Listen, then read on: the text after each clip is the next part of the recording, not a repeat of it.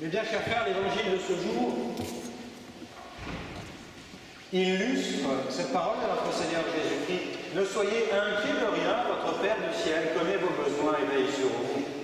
Cette foule affamée trouve en effet auprès de notre Seigneur Jésus-Christ un secours inattendu pour être nourri. Oui, notre Père du ciel s'occupe de nous. Et dans l'épître de ce jour, saint Paul évoque les deux descendances et ceux qui sont réellement héritiers de la promesse. Qui dit héritier dit fils dit père. Pourquoi cette introduction, mes bien chers frères? C'est que j'entends aujourd'hui vous présenter un commentaire du Notre Père.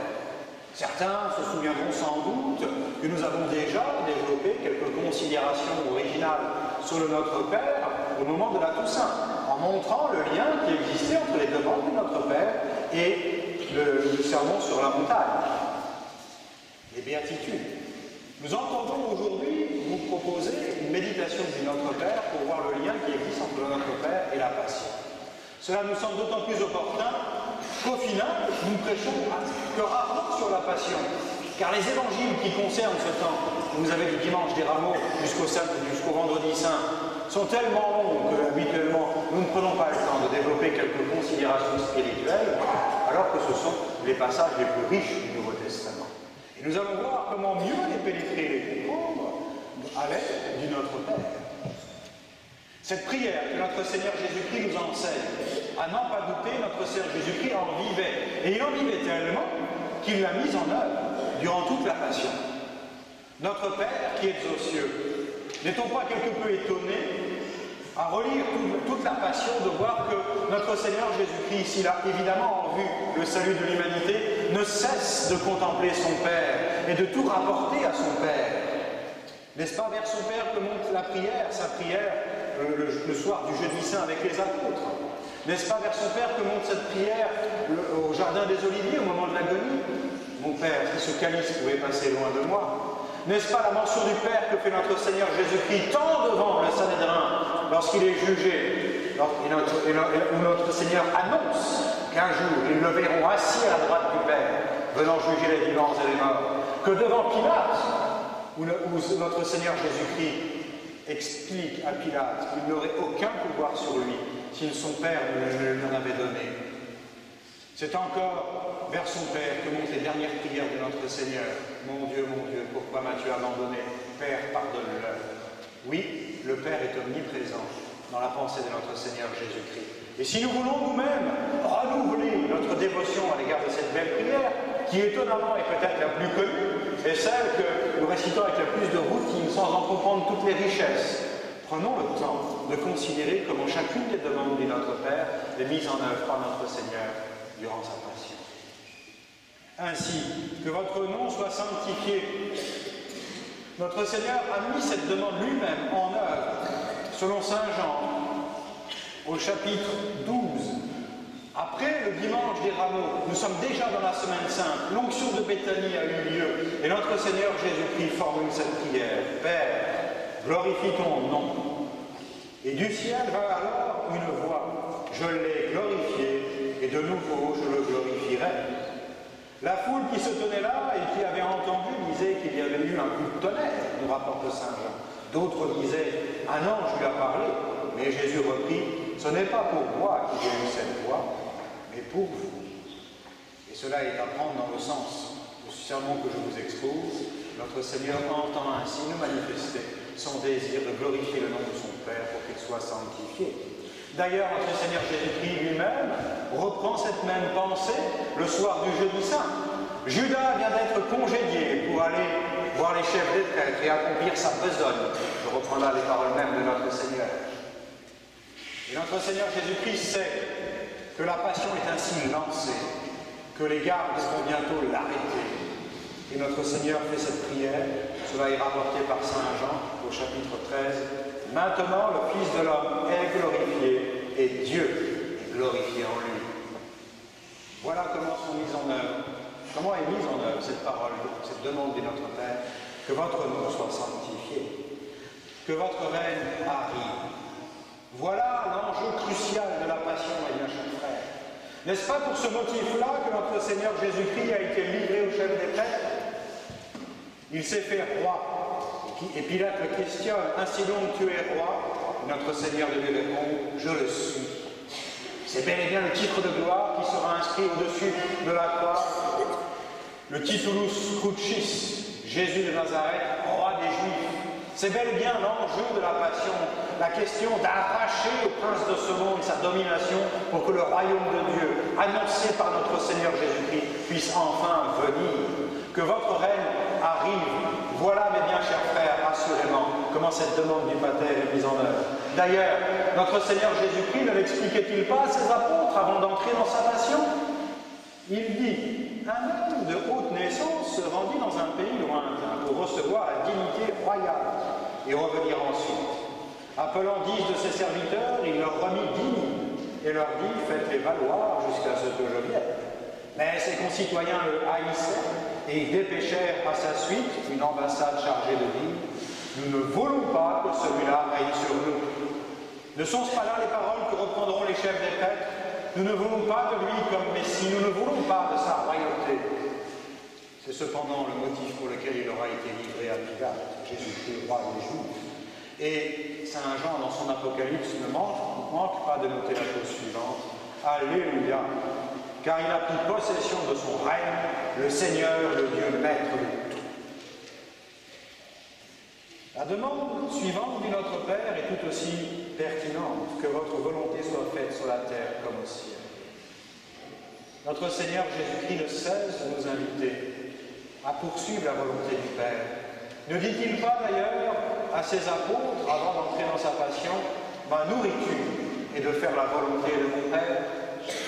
Et non seulement notre Seigneur Jésus-Christ nous exhorte à accomplir la volonté du Père lorsqu'il nous livre le baptême, mais de surcroît. C'est là la prière qu'il formule lui-même au Jardin des Oliviers. Souvenez-vous, Père, si tu veux, éloigne de moi cette coupe, cependant, que ce ne soit pas ma volonté, mais la tienne qui se fasse. Que votre volonté soit faite sur la terre comme au ciel. Donnez-nous aujourd'hui notre pain de chaque jour. Nous venons d'entendre dans l'évangile de ce jour comment notre Seigneur Jésus-Christ lui-même réalise cette demande du Pater en nourrissant de pain cette foule nombreuse qui le suivait. Et comment ne pas voir dans cette demande du Notre Père également l'évocation du pain eucharistique? Et n'est-ce pas justement durant la Passion que notre Seigneur Jésus-Christ accomplit cette demande du Notre Père? Donne-nous aujourd'hui notre pain de chaque jour. Souvenez-vous des paroles de l'institution. Or, tandis qu'il mangeait, Jésus prit du pain, le bénit, le rompit et le donna à ses disciples en disant, prenez et mangez, ceci est mon corps. Justement, dans la suite de l'évangile que nous venons d'entendre, au chapitre 6 de Saint Jean, notre Seigneur Jésus-Christ, après avoir multiplié les pains, livre à la foule nombreuse présente le discours du pain de vie, qui va tant choquer les Juifs, où notre Seigneur va annoncer qu'il faudra manger sa chair et boire son sang, ce qui est un discours inaudible pour les Juifs. Ce n'est absolument pas cachère.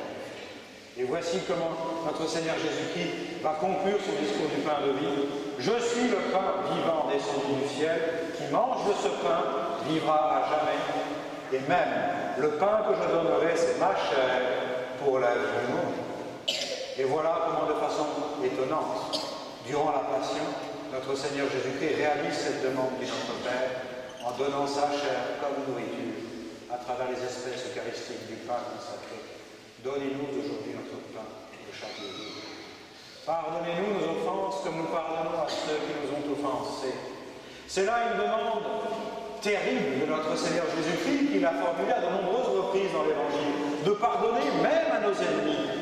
Les demandes ainsi de pardon que notre Seigneur Jésus-Christ nous incite à mettre en œuvre, nous le savons, sont difficiles à réaliser. La rancune tenaille notre cœur. Et notre Seigneur Jésus-Christ y exhorte cependant de nombreuses reprises. Souvenez-vous du discours sur la montagne. Bienheureux les miséricordieux, ils obtiendront miséricorde. C'est là une invitation constante de notre Seigneur. Et il réalise lui-même cette demande du Notre Père sur la croix, avant que de mourir, son corps est broyé, disloqué. Ils ont compté tous ses os, percé ses mains et ses pieds, Et notre Seigneur trouve la force de formuler cette prière, qui est pour nous quasi un testament ultime et une réalisation de cette demande de notre Père. Mon Père, pardonnez-leur, car ils ne savent pas ce qu'ils font. Pardonnez-nous nos offenses, comme nous pardonnons aussi à ceux qui nous ont offensés. La demande suivante de notre Père est également réalisée par Jésus durant sa passion. Ne nous laissez pas succomber à la tentation. Lorsque notre Seigneur Jésus-Christ va trouver Simon-Pierre, Jésus l'a pourtant prévenu le soir du jeudi saint, au moment de la Pâque. Simon, Satan t'a réclamé comme du froment, pour te cribler comme du froment. Et notre Seigneur de trouver Simon-Pierre au jardin des Oliviers et de l'inciter à veiller et à être vigilant pour ne pas entrer en tentation. Voici la phrase même de notre Seigneur. Simon, tu dors? Tu n'as pas eu la force de veiller 1 heure? Veillez et priez pour ne pas entrer en tentation.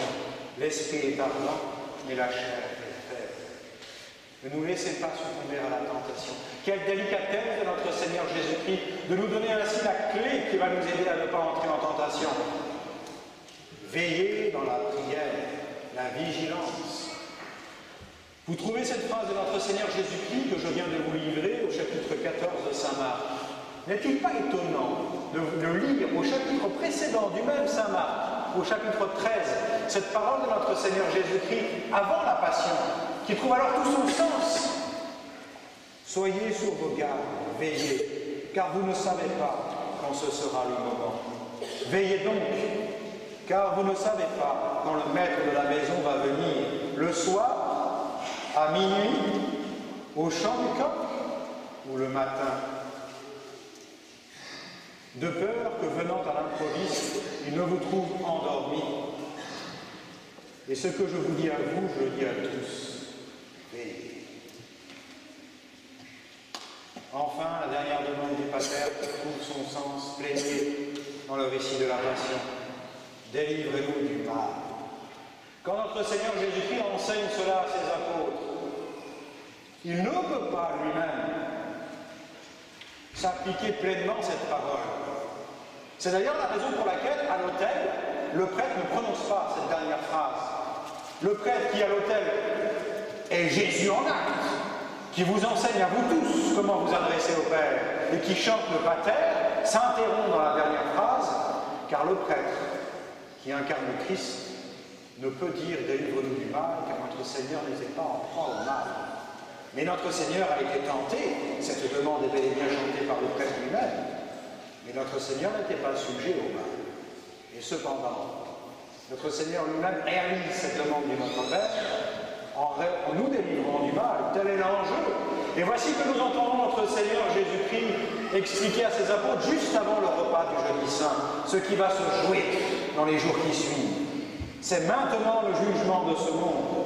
Maintenant, le prince de ce monde va être jeté dehors. Et moi, une fois élevé de terre, j'attirerai tous les hommes à moi. Ce qui fera dire à Saint Pierre, qui a eu le temps de méditer tout cela, le mal dont il est question dans notre Père, c'est avant tout le mal du péché. Et voici ce qu'il écrit dans son épître. Le Christ lui-même est mort une fois pour les péchés, le juste pour les injustes, afin de nous mener à Dieu. Oui, notre Seigneur offre son sacrifice pour que nous soyons arrachés à la domination du mal. Et voilà comment notre Seigneur met en œuvre cette dernière demande du Pater. Je suis conscient, mes bien chers frères, que cette explication des différentes demandes du Pater a quelque chose d'assommant. On a beau essayer d'agrémenter cela de tous les artifices oratoires, cela est peut-être un petit peu lourd à entendre. Et je vous invite réellement à poursuivre dans votre méditation tout ce parallèle entre notre Père et les textes de la Passion que vous entendrez sous peu. Vous comprendrez alors que notre Seigneur Jésus-Christ nous livre quelques explications et quelques clés pour mieux comprendre notre Père. Ainsi, ne nous laissez pas succomber à la tentation. Nous comprenons, grâce au texte de la Passion, que c'est dans la prière que nous trouvons la force pour résister aux tentations. Délivrez-nous du mal. Nous comprenons que c'est dans la croix que nous trouvons la force pour être délivrés du mal. Telle est l'exégèse à retirer de la mise en parallèle du pater et de la passion. Et notre Seigneur Jésus-Christ, bon Maître qu'il est, non seulement nous offre cette prière sublime du Notre Père, mais nous montre qu'il est le premier à la vivre. Je vous ai donné l'exemple afin que vous fassiez de même, car le disciple n'est pas plus grand que le Maître. Ainsi soit-il. Au nom du Père et du Fils et du Saint-Esprit, ainsi soit-il.